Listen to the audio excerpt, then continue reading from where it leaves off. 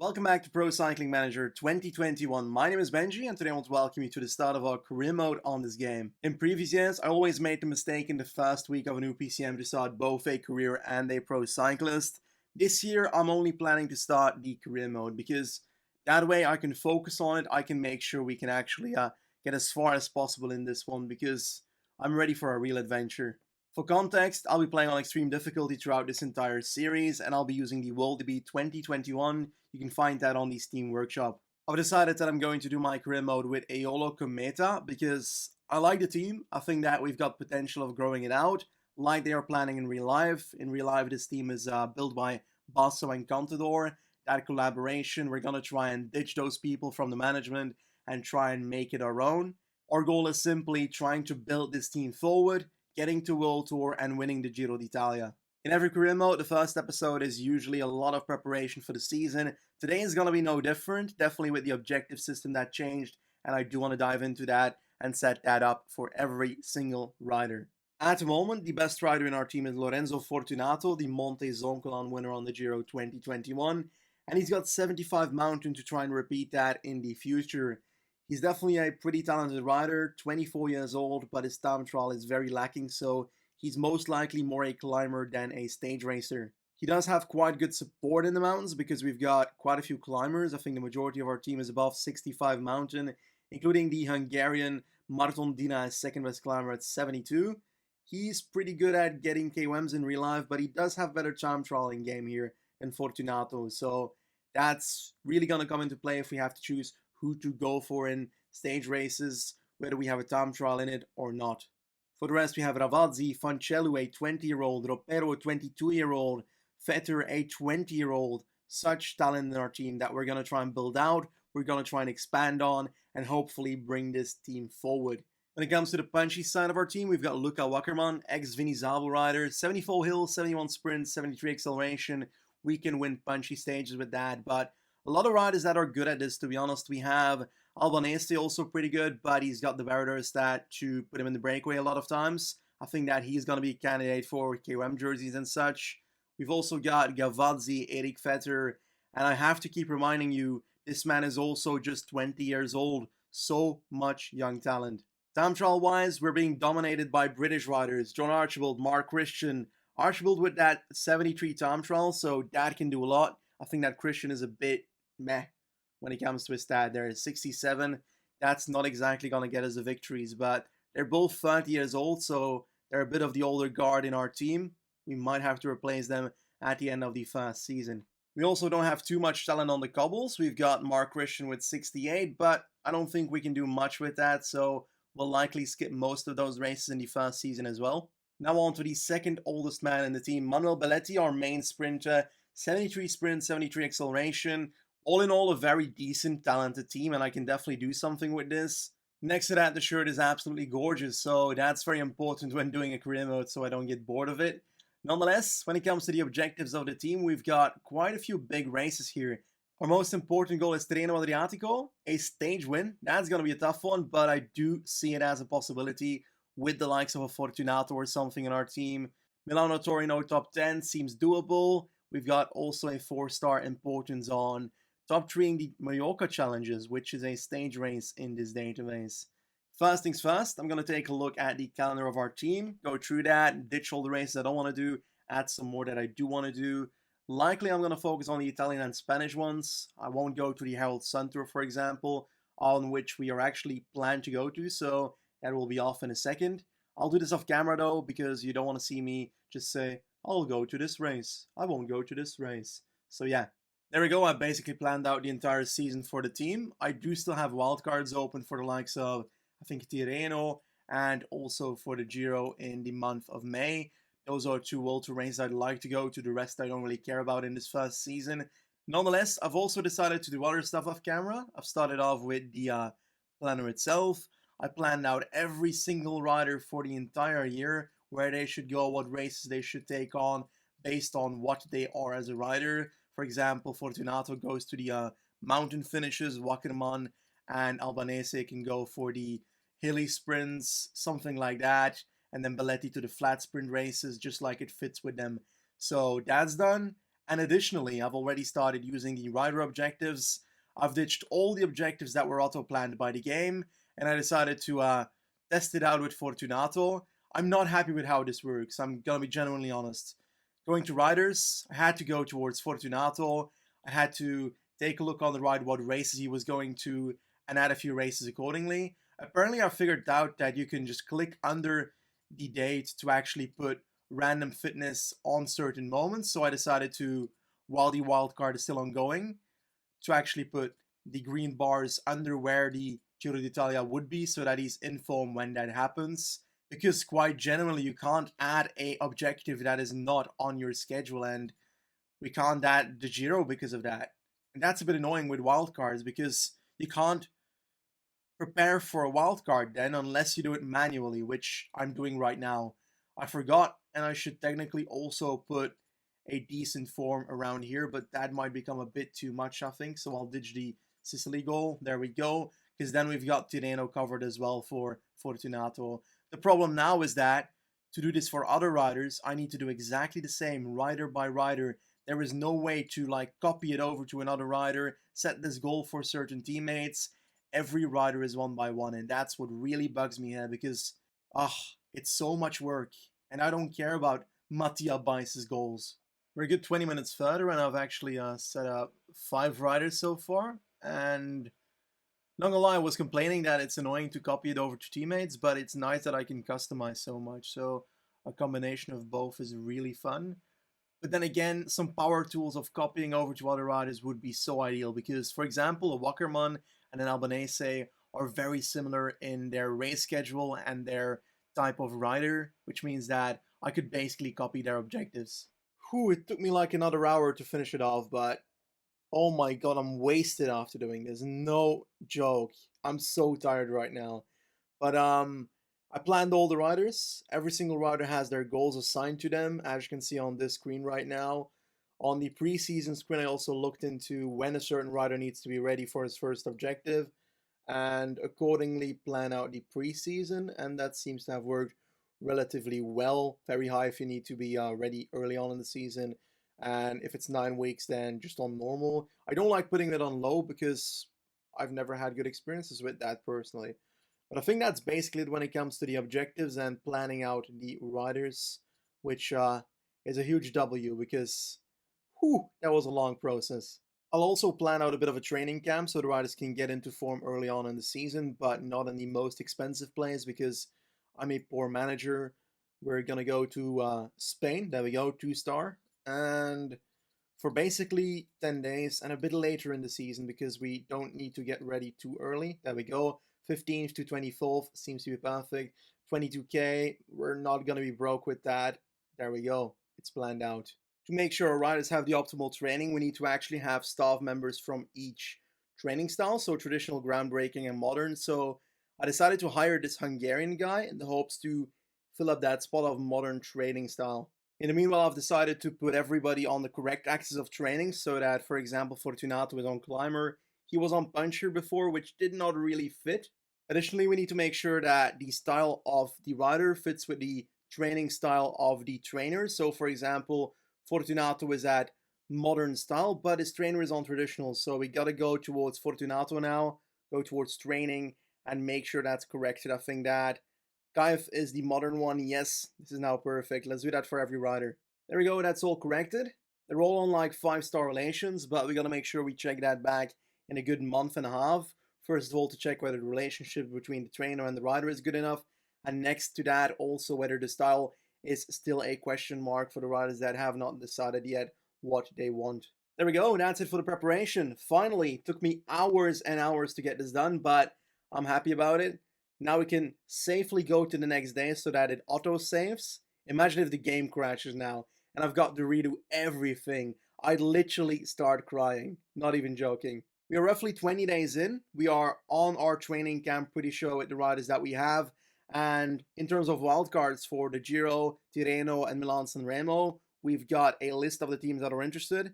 And to be honest, 3 of the 4 teams listed here, Caja, Eolo, Oiskelten, and Vini Zabu, will get a wildcard. And I think I've got a pretty solid chance of getting one in those 4. When it comes to the Giro, 4 teams of the 6 on here. Oh, that's gonna be tough. Gazprom, X, Vinizabu, Eolo, and Burgos. I do believe we can get in there. We're Italian. Come on, give us a bit of a bonus. And Milano Sanremo is a bit more than that, but 6 teams can get it. And 7 asked. So I think we can beat the likes of a Delco there, hopefully. Oh, damn it. Tirreno, really? Oh, Alpecin received it, but they weren't on that list. What do they mean? Like, oh, that's a bummer. I thought we were going to get in Tirreno. We can't get that goal now. Please, Giro, please. Yes, we're in the Giro. Awesome. Yeah, we've got a wild card for it. I'm so happy.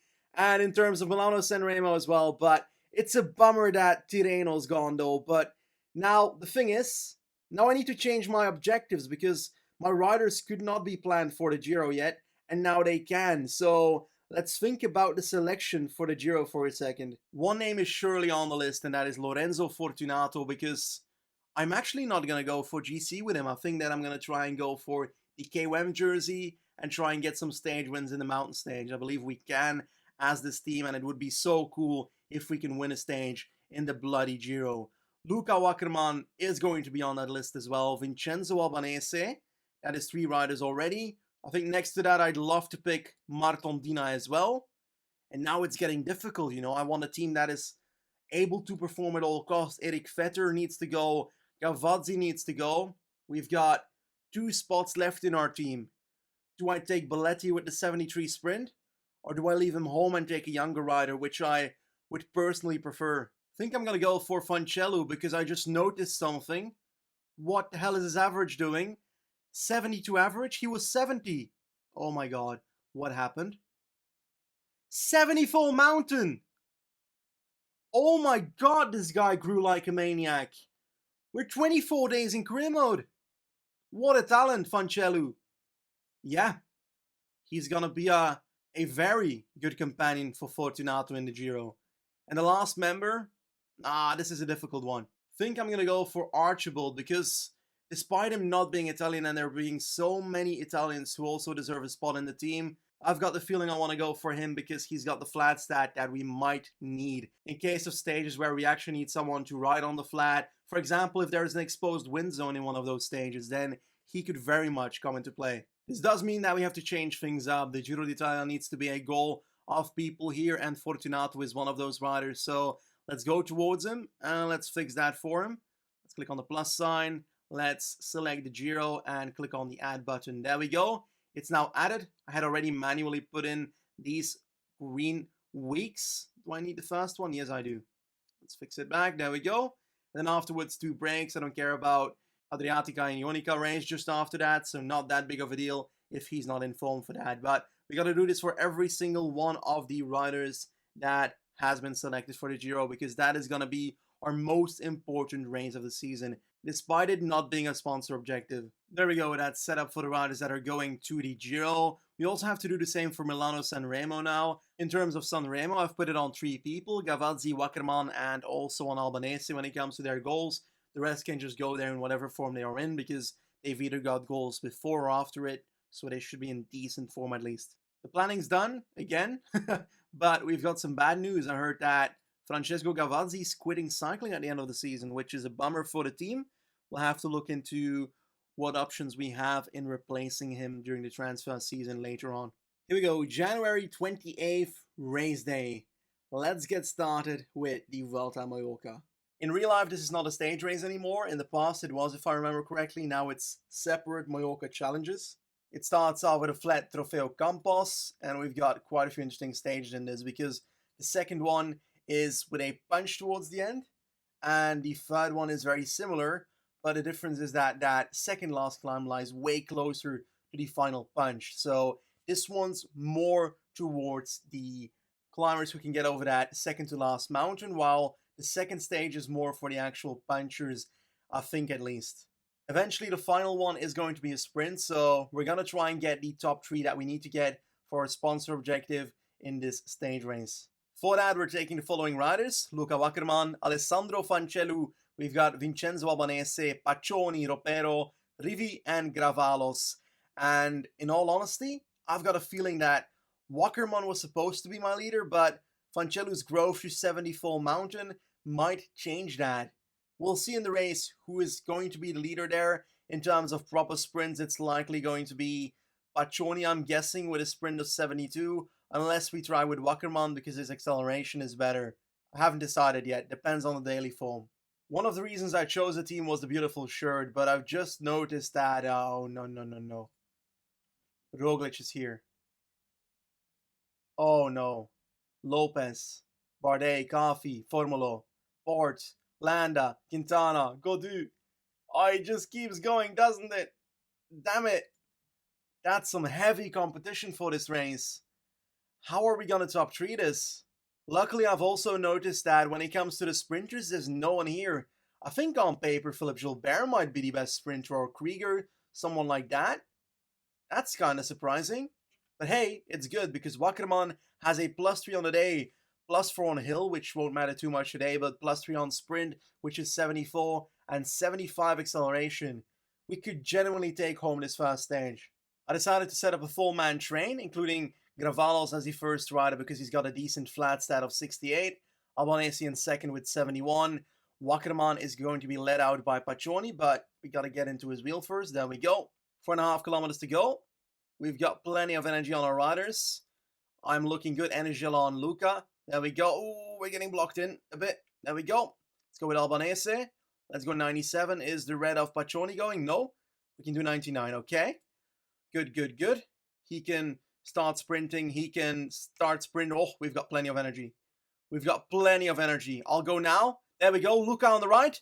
Alonso. Oh my god, a 1-2. No. Wackerman's gonna be taking home a beautiful stage at the Mallorcan Challenge. First stage is ours.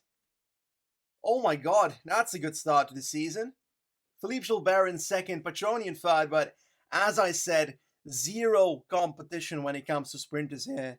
We surely didn't have to wait long to see this. Eolo-Kometa on the podiums, the top step, taking our first victory of the season in the Vuelta Ciclista Mallorca Trofeo Campos. For now, this delivers us the yellow jersey, which is a pretty ugly, very bleak one, but hey, I'll take it. This is actually the first time I realized that both Wackerman and Paccioni are called Luca, so they're both happy, which is good. And if there's a happy team, then there's a happy manager. Next up, punchy finish, also Wackerman territory. We'll try and do well as well with Fancellu to keep him up there, just in case that he becomes our GC leader after stage 3. Ooh, I thought I saw a crash there, not by Sanchez and Devisai, but also by Roglic. Yes, he is behind in this group. Oh god, 2 minutes behind? And the entire team of Jumbo is pacing. I feel like being a Pro Conti team, it's not my kind of obligatory responsibility to try and work against that. We're also kind people, so we won't pace against a rider that just crashed, of course. I never do that in PCM. We're trying to catch the breakaway, of course. We've got no other reasons to pace at the moment.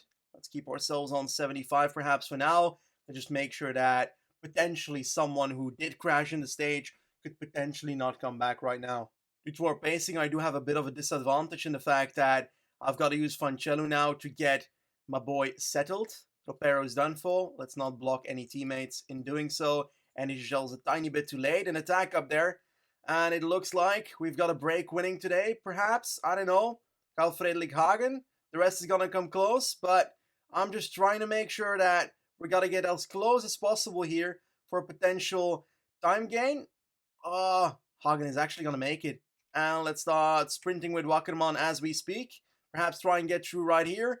Is it going to be Carl Friedrich Hagen or is Wackerman going to get past?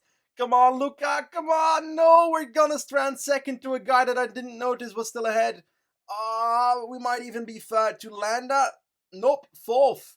Lopez, Landa in 2 and 3. We get fourth on this one, but pretty sure we keep the leader's jersey as the gap between Hagen and the rest was pretty damn zero. Honestly, another great stage. Let's take a look where Roglic eventually ended. 4 minutes and 7 seconds down. Oof. Rumors were that there was some team with a blue shirt pacing at the front of the front group. How dare Movistar do that? Oh, time for an in-betweener. We can choose between Italy and United Kingdom when it comes to our national team. I think that's because our team is Italian and the fact that our best non-Italian rider is from the UK, and that's probably Archibald, which means that I am going to go for Italy because it fits more with the image of Eolo-Kometa, and UK just doesn't. Means that we now have access to the new national team page in PCM 2021. We can now see whatever is coming in when it comes to pre-selection and such. And we can also already scroll through the riders and so forth to see who we're going to be selecting for these races. But in all honesty, might as well choose all the Italians that ride for Eolo-Kometa because we are that corrupt. Time for number 3. We've got a finish in there. This is a difficult one though. I feel like this stage might be harder than the ones we've already had because those climbers will be battling pretty hard on the Puigmayor climb, which is the second to last climb, because towards the end we've got that small called Mbieda on which I don't think we'll have too much trouble anymore. But if we can get Wackerman over that section, I truly believe that we can keep ourselves in the wheel of the proper climbers and potentially try and go for that top 3 with Wackerman instead of your boy Fancellu. Here we go, we're on the Col de Sabatala, basically halfway of that first section already, and we're looking really good. I don't think we're going to have too much trouble on this stage, hopefully. The thing is, the tempo right now is pretty damn low, so for now we're fine. Why am I using this strategy, having Albanese protect Wackerman and then Fancellu in my wheel? Simply because this allows me to ride at the tempo of my leader, Luca. And that means that if I, for example, had a train instead, then we'd be riding at the tempo of the rider at the front of the train. That is not the case right now. Why do I have Fancellu in my wheel? Well, if, for example, your boy Albanese is done for, then I can just switch over and have Fancellu protect Wackerman instead. For now, it's looking good. Tempo's going up because some people seem to be ready to do something. I'm going to try and keep my energy as much as possible. Thibaut Pinot, Carfi, and so forth, all moving up. Let's temporarily move it to 80 over the top of this one. And then on the plateau section, just make sure we're near the front somewhere. 2 kilometers to the top. Let's try and move up a tiny bit. And let's see, we've got Barta still chasing. Well, chasing no one. Chasing an opportunity, I guess, to get away with Carfi later, but we will not allow that. I'm going to try and switch it around. I'll go ahead and put Fancellu at the front to go into the descent. Not that his downhill is too good, but it's at least to try and put some pressure on the others because I feel like we can right here. Let's 99 it towards the top and see if we can open a bit of a gap on top here. You never know. Most of the group is with us. So no gap really into the descent. 23 people. And that doesn't really matter for us, does it? We're just going to try and finish in the top 5 of today, hopefully keeping our top 3 because I don't think much can go wrong on the flat stage after this one. Pretty sketchy descent together with the rain, but at least we can see the coverage. If it was in Italy and the Rai was producing these images, we would be seeing nothing right now. 5.2 kilometers. Climb's about to start again. I think attacks will follow the second that we go up. Fancellu can use his energy gel. 9 kilometers for the stage. Come on, we got to get over this bump, and then it should be fine. 3.5 kilometers. Let's go 85 for now with Fancellu. Let's see, will anybody try and get away? Valgren's attacking. Mikel Valgren, 1 minute 30 behind in GC. We'll use the Ineos strategy of not responding directly, but other people are going now. We got to try and respond to that fairly actively. Fancellu, there we go. Let's keep on going. 90 for now. Keep yourself on the wheel. 1K towards the top. Then a small descent. We've got an attack again. Let's see if we can follow. There we go. Fancellu is literally doing God's work right now. We are looking really good. Wackerman, probably one of the better sprinters in the group as well. Going into the descent. 4.9 kilometers to go. Gotta make sure we can get full energy on Fancellu to try and launch Wackerman for the final sprint. Energy gel on Luca. Come on. We can do this. Formolo. Oh. Wait. Oh. They're down. That explains. I was so confused there. Let's go towards 98 for now. 95. Let's try and go for that for now. And let's try and go with Wackerman right now. Let's try and go past. It looks like Roglic might have it. We attacked way too late on that one. We could have got the stage. Roglic is 4 minutes behind, so won't matter for GC, but a bit salty that I don't have the stage here. Second on the stage by Luca once again. This man is performing amazingly. In terms of GC, we're now 23 seconds ahead of Miguel Angel Lopez. We might genuinely win the Vuelta Ciclista Mallorca with winning that one stage. Perfect ride by the team so far. Absolutely splendid work by Fancello as well this stage. Not a victory, but pretty happy about it. I was salty just after the stage, but looking back, this is perfect for us because the next stage is not looking like a threat because it's a flat stage and we're arguably one of the best sprinters here. So it's not like Lopez will outsprint us by 25 seconds. Honestly, not the best day for Wackerman. He's got a 72 sprint. Paccioni much better today, so he's going to be our sprinter for today. Let's switch it around a bit. I think that I do want to take a look at the final stretch because I do remember that this vaguely has some kind of corner in the last section. Oh god, I think the finish is over here, which means that we're probably taking the run in from the left side, and it has a corner in the last kilometer, which means that we need to go early with our lead out. Another strategy to look at the final K and see whether corners are there is to click on the finish line icon on the right bottom here. We click on that, we see another camera angle, and on that one we see that there's literally a corner right there with roughly 1.2k to go. So the final lead out just before our sprint will have to go a tiny bit early. This is not actually looking too good for Paccioni. I might actually play it safe and keep Wackerman for potential sprinter as well because he's unable to get to the front. 3.6k to go. Ooh, this is not good. Is Paccioni able to move up? I doubt it. I'm gonna go and try for Wackerman instead. I'm kind of scared of what's to come. Let's protect Rivi. Paccioni's moving up. Paccioni's moving up. Let's go to the left side of the road and get him through. Oh, no, no, no, no, no. What do I do? What do I do? Lopez is up here. That's not a sprinter. Paccioni needs to get back into the wheel right there. Can I move to the right side of the road? Fancello, get the hell out of here, man. Energiel's way too late. Let's just wing it and see where we end. Oh, I think I went too early or too late. Paccioni's gonna try and move out. Paccioni versus Wackerman. Oh my god, it's a team 1v1. It's gonna be Paccioni taking it in the end, or is it Konishev? Ooh, Averasturi came very close to victory there, but Paccioni takes a second victory for Eolo-Kometa. It was a close one there because I totally bottled the run into the sprint because Paccioni's positioning was horrendous, but he did come out on top because he was awfully better than the others when it comes to the stats. Not only do we get a stage win, but I'm pretty sure we also secured the yellow jersey with Luca Wackerman. 23 seconds ahead of Lopez, Landa in third, and we get our top 3 sponsor objective. They are going to be happy at Eolo. What a bloody start to the season. We've gotten 2 stage wins, a podium on one of the stages, the GC taken home. Couldn't have gone better, genuinely. I was hoping for just a top 3, but we've been absolutely smashing the competition. In sprints, it's pretty normal because there's nobody here, but the likes of climbers that we put into a checkmate on those hill stages because they can't drop us on climbs that are that short, and we're good enough of a climber to get over those climbs, and if we do, then we can beat them in the final punch because we've generally got better stats in that area.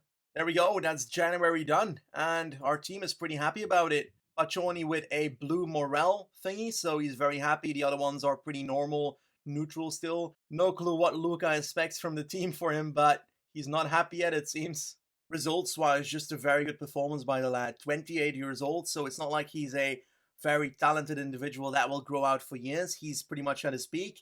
6th in the last stage, 2nd in the third one. We've got 1st in the first one and 4th in the second one. Whew! Taking home 2 classifications and 15k WM. What a start for this man. And if our victory at Mallorca wasn't an upset, then let me tell you about who won the Santos Tour Down Under.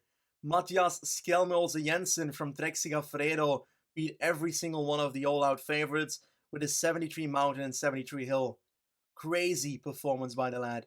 I'm afraid that's basically it for the first episode. I really enjoyed this first one. I love setting up new things and starting off this career mode because there's so much that we can do on this one, and I'm looking forward to travel through the entire season, get to that Sanremo, go to the Giro, try and get stage wins in the Giro with you by my side as the official 12th man, as they say in football, of this cycling team. Now, most importantly, if you enjoyed this series, then tap that like button. Tell me in the comments below what parts I could better in the future and where you want this series to go, where you want these riders to go, and what you want to see this team grow into, because I'm looking forward to it and I hope you are as well. Thanks for watching, and I guess I'll see you for the next episode pretty damn soon. Goodbye.